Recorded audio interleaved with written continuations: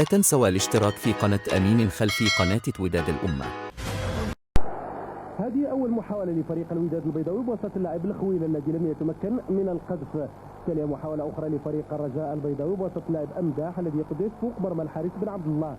محاولة أخرى لفريق الوداد البيضاوي اللاعب مباي يراوغ الحارس الدغاي ويمرر لمربع العمليات. الضربة الرأسية للاعب ترمينة لم تعطي أي نتيجة.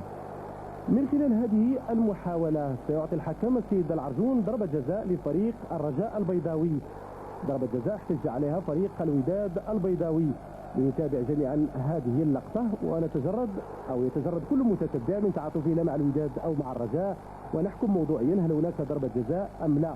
الكرة بالفعل لمست يد المدافع الودادي وتكون بالتالي ضربة جزاء واضحة لفريق الرجاء البيضاوي يسجلها اللاعب لوندو.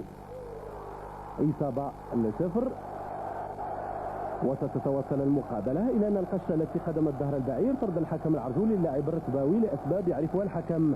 هنا صارت سائرة لاعبي الوداد وكذلك جمهوره، خصوصا أن الطرد جاء دقائق بعد ضربة الجزاء التي اعتقد لاعبو جمهور الوداد أنها قاسية أو غير موجودة أصلا. فريق الوداد سيتمكن بعد ذلك من تعديل الكساب وسط اللاعب العلالي بعد تمريره من الجهة اليسرى. إصابة لمثل هي النتيجة المستثنى وهي النتيجة التي سينتهي بها الشوط الأول. ونشاهد مرة أخرى هدف التعادل للاعب العلالي.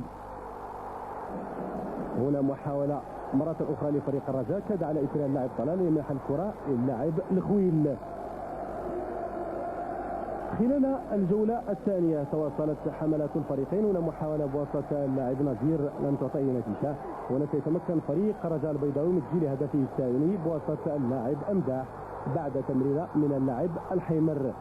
إصابتين لواحدة هي النتيجة المسجلة، إلا أن فرحة الرجاء البيضاوي لن تدوم طويلا حيث سيتمكن بعد ذلك فريق الوداد من تسجيل هدف التعادل على إثر ضربة جزاء بعد عرقلة واضحة للاعب العلالي من طرف الحارس الدغاي. ضربة جزاء يتمكن من تسجيلها اللاعب الخويل وتصبح النتيجة إصابتين لمثلهما، وهي نتيجة الوقت القانوني لهذه المواجهة. البعض أغمي عليه من الفرحة والبعض أغمي عليه من الحسرة. هذه محاولة لفريق الرجاء البيضاوي ستعطي هدف ثالث لفريق الرجاء. الحكم سيرفض الهدف بدعوى أن اللاعب رضا الرياحي عرقل الحارس بن عبد الله.